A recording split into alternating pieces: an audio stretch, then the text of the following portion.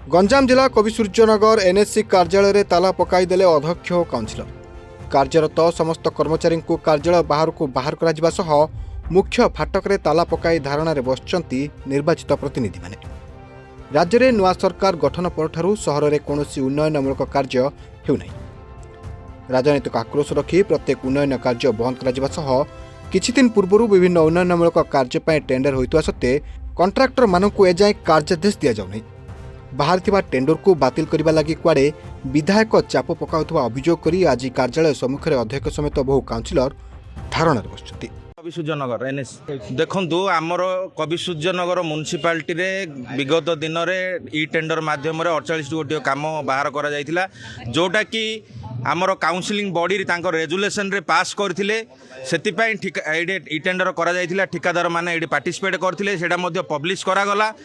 जो मु कहया चाहूँगी जे काउंसिलर माने आज कहीं धारणा रे बसिले तार तात्पर्य मु कहया चाहूँगी जे काउंसिलर माने सहरर विकास पई तांकु लोक माने प्रतिनिधि करी छाड़ी सेमानंगर जो काम बाहर करथिले सेतिपई जो ठिकादार को आज वर्क ऑर्डर मिलुनी से ऊपर से माने आज आंदोलन बसचंदी जे तुरंत वर्क ऑर्डर दिया जाऊ, सहरर विकास तो माने तार कार्यकारी हो।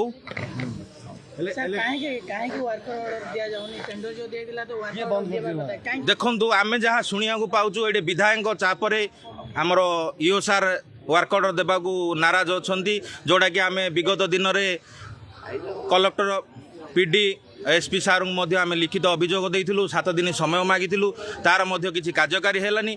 किंतु मु माने आमे वर्तमान सेतिपई धारणा रे बसिचु। तो निश्चित भाव जदि आमको वर्क ऑर्डर न दि जाए तो आगामी दिन में आउरी जोरदार हम आंदोलन राजरास्ता को दरकार पड़े आम ओह्लू। मो ना सुब्रजित सेनापति, मु डीएमएम अच्छे। आज कौन बाहर ठिया ऑफिस आम ठीक टाइम ऑफिस आसलु, काउंसिल बॉडी आज स्ट्राइक कर समस्त बाहर काट दी। बर्तमान सब स्टाफ ये बाहर ठिया सब स्टाफ अच्छा बर्तमान आमे तो ठिया बर्तमान आसी बाहर ठिया विषय कार्यनिर्वाही अधिकारी आम अवगत कर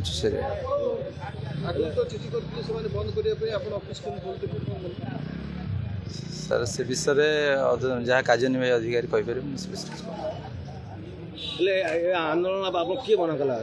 काउंसिल बॉडी टोटल रूम भीतर जाकि समझ काढ़ी बाहर को कहले बाहर जातु कार्य बंद करूँ ना अच्छु ऑफिस टाइम पर्यंत आज्ञा अपेक्षा करी बर्तमान बाहर जिला प्रशासन खबर कार्यनिर्वाही अधिकारी विषय अवगत अच्छा से चेष्टा चल से विषय नहीं। कृष्ण कुमार नायक डीएल कर्मचारी संघर सभापति आज सब काउंसिलर माने आमर जो 47टा वर्क ऑर्डर बाहर थिला कविसूर्यनगर एनएससी रे काम करियागु ताहा विधायक बंद कर काम। आमे आ पूर्व कलेक्टर पीडी समस्त भेटिक कागज पत्र दिया एसपी को दिखाई आम पीडी सार को समस्त कही जे कौन ये सब बंद हम कि आप ना आम बुझीदू 7 दिन भर न बुझे आम बंद करूँ काउंसिलर ने कही जदि काउंसिलर बंद कले बर्तमान कविसूर्यनगर परिमल अव्यवस्था हो काली जोटा कि गंधिया एमती प्रकार हम जे सहर में डायरिया खरा दिन तो डायरिया लगी परिमल माने आमर काउंसिलर ने सब गेट बंद कर गाड़ी ट्रैक्टर बाहर को बाहरुनी कि आमर ठेला गाड़ी ना झाड़ू फाड़ू सब रहा भितर ताके कोड़ा बाहर करिया दौना तेणु बर्तमान परिमलटा बंद रते दिन पर्यंत काउंसिलर दाबी पूर्ण होनी से दिन पर्यंत परिमल बंद रहा। विधायक जदि कविसूर्यनगर उन्नति चाहते कविसूर्यनगर के साई अच्छी जानते प्रथम ताके केबे साई जान ना केतरा अच्छी आमे जानिछु इलेक्ट्रिक आमा भवन नगर आज की 17 वर्ष लोक से घर करके रही ताके देखुना आम निजे से मेटेलिंग करूँ निज हाथ एवं टेंडर भाजी बंद कर कविसूर्यनगर बासिंदा कि कविसूर्यनगर बासिंदा होते केवल बंद करते जब अन्य गाँव आस्तर बांधा तेणु आगामी दिन में आमर दाबी रे कविसूर्यनगर एमएलए हम कविसूर्यनगर ही गोटे एमएलए हम ये दाबी आग को बहुत बड़ आकार नारा दिज्व। एडी जो काउंसिलर समस्त निर्वाचित हो गई कविसूर्यनगर उन्नतिमूलक कार्य करने आम निर्वाचित होचु। जदि दीर्घ 2 वर्ष है आमको कौन कार्य कर बाधक सजा जाए एवं सबू काम जो कार्य को राजनैतिक आक्रोश रखी जब बंद करा जाए ताहले चलबनी कहीं आम ए 2 वर्ष बहुत थर आम चेष्टा कलुणु एवं जो सर्वशेष किसी न हो पाला आम कलेक्टर ऑफिस को जाइलु पीडी को जनइलु एवं एसपी को जनइलु ये कमिशनर जो थाना भी जनइचु आमर ईओ को भी जनइचु ବହୁତ ଥର ଜଣାଇଲା ପରେ ବି ସେ କାର୍ଯ୍ୟକ୍ଷମ ହୋଇପାରୁନି। ସବୁ କାର୍ଯ୍ୟକୁ 2 ବର୍ଷ ହେଲା ବନ୍ଦ କରି ହିଁ ରଖାହେଉଛି। ଆଉ ଯଦି ଏଥିରେ କାର୍ଯ୍ୟ ବନ୍ଦ ହେଇ ରୁହେ ସେଥିରେ ବଳି ପଡ଼ୁଛନ୍ତି ଆମ କବିସୂଜନ ବାସୀମାନେ, ସେ ଯେଉଁମାନେ କି ଆମକୁ ଭରସା କରିକି ଏଇଠି ଆଣିଛନ୍ତି। କବିସୂଜନ ବିଭିନ୍ନ କାମ ନେଇକି ଏନ୍ଏସି ଆମ କାଉନସିଲ ତରଫରୁ ବିଧାୟକଙ୍କ ସହିତ କେବେ ଆଲୋଚନା ହେଇଛି କି?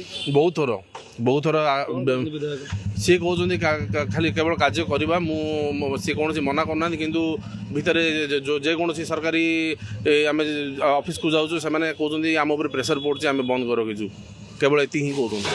ତ ଯେଉଁ ପର୍ଯ୍ୟନ୍ତ ଆମେ ଯଦି କମିଶନର ବିକାଶମୂଳକ କାର୍ଯ୍ୟ ଯଦି ନ ହେବ, ବନ୍ଦ ହେଇକି ରହିବ, ଆମେ ଚିନ୍ତା କରୁଛୁ ଏନ୍ଏସିକୁ ବନ୍ଦ କରି ରଖିବୁ। ଯଦି ଆମର ଏଇଠି କୌଣସି କାର୍ଯ୍ୟ ନାହିଁ ତାହେଲେ ଏନ୍ଏସି କାହିଁକି ଖୋଲିକି ରହିବ, ତ ଏନ୍ଏସି ବି ବନ୍ଦ ହେଇ ରହୁ।